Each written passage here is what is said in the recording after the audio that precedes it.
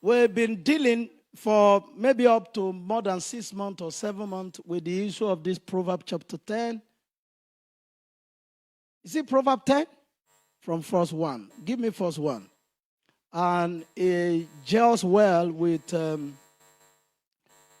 the theme of our series for now, which is fruitfulness. So we've been dealing on the many dimensions of succeeding in life. You know, just from the life of this guy. A wise son makes a glad father, but a foolish son is the heaviness of his mother. Doesn't that gel with what Jesus was saying in the 15th chapter of John, where he says that I am the vine, my Father is the husbandman.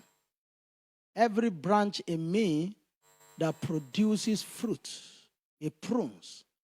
Any branch that does not produce fruit, it cut off. Why will God cut off in a non-producing branch, a no fruit producing branch? Because it produces heaviness. Heaviness over a child is a terrible thing. I pray a lot for the 2 boys that God has given to us. And this afternoon, I warned them sternly. I told them, I said, I am angry from pain. I told them, I said, I've prayed over this issue I'm talking to you about. I've prayed. I've cast out devils. I'm ready to deal with you as individual. And they could see it in my eyes that I actually meant what I said. Because when I start praying for them over an issue, the reason why I can see the future of any issue I'm dealing with them on. If it is difficult for me to take an habit of them now, they are going to be in the midst of many friends later on in life. What if they form some habit? So we have to deal with the root of why habit sticks with them. And I deal with everything in my environment, including their mother. If I find anything they are doing that is as a replication of what their mother does, my sword pass through the head. It's not because of the mother. She's successful. There is nothing to change about the mother anymore. After you are married, wanting to change somebody is looking for divorce. You are a fool. Before you go marry, you can change yourself by running.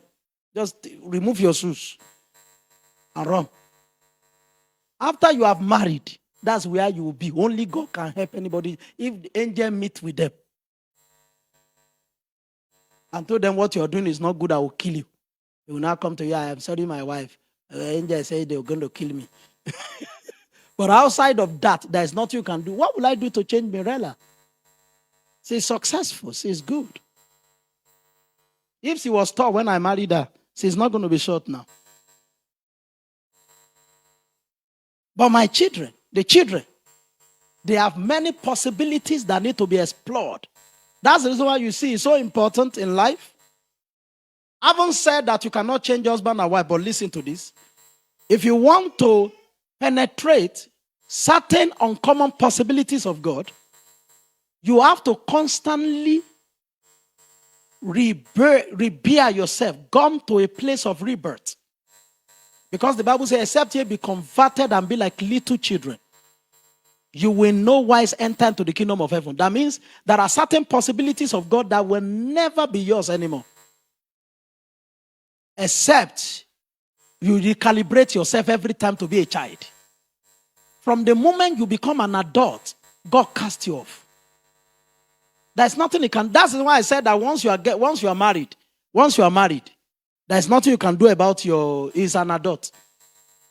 But if he's somebody who wants to explore certain possibilities of God, the process of change has just started, and you have not seen anything yet about the person. But as some people, after they got married, they just become fat, they become lackadaisical, they become dirty, and they know that there is nothing much you can do about them. You will threaten with divorce, I'm going to leave the house, but it doesn't come that easy. Divorce doesn't come. It's not the easiest thing. It's not the, especially when you now have children together. It's a long thing. It's actually a very long thing. So somebody can actually frustrate your life. And let me tell you, any unchanging partner is a burden to the person they are with in any aspect of life, whether maritally or church-wise. One of the greatest burdens that I could have as a pastor is if I have pastors with me that have not changed in the last 5 years. Because the only way to make progress in life is through change. It is one change plus another change that determines progress. They saw Ibu come back home. The parent called me. We're happy. We're joyful. What has happened? I've been bombarding this girl this while. If she were to be here now, my focus will be, as soon as I see her on camera, my message has changed. Even if she go and sit down somewhere else, I see her as irresponsible. If she's on camera, then she will not be looking at me like this. Have you started? I say, yes, exactly. The parent says she's more calm, she's more cool and collected. And I say, yes, because she's been bombarded and she's ready for destiny. So she wants to change. From the moment you become stationary, you become static, stagnant. As a matter of fact, you become retrogressive. Because when something is no longer growing, it's dying. When growth stops, death starts. When growth stops, and growth is a product of change.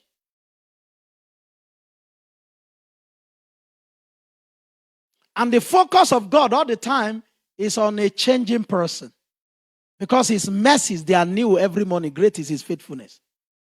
Somebody who has plateaued, somebody who has climaxed, somebody who has maintained the status quo and is not going to change anymore, is not useful for anybody. It's not useful even as a member in a church. You are not useful. To me as a person, you are not useful. You're going to be more of a problem. You're going to be a stumbling block to the new waves and the new moves of God. Like the Pharisees and the Sadducees.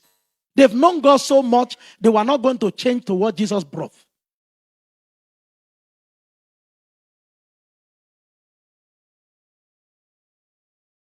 So change is imperative if you want to grow.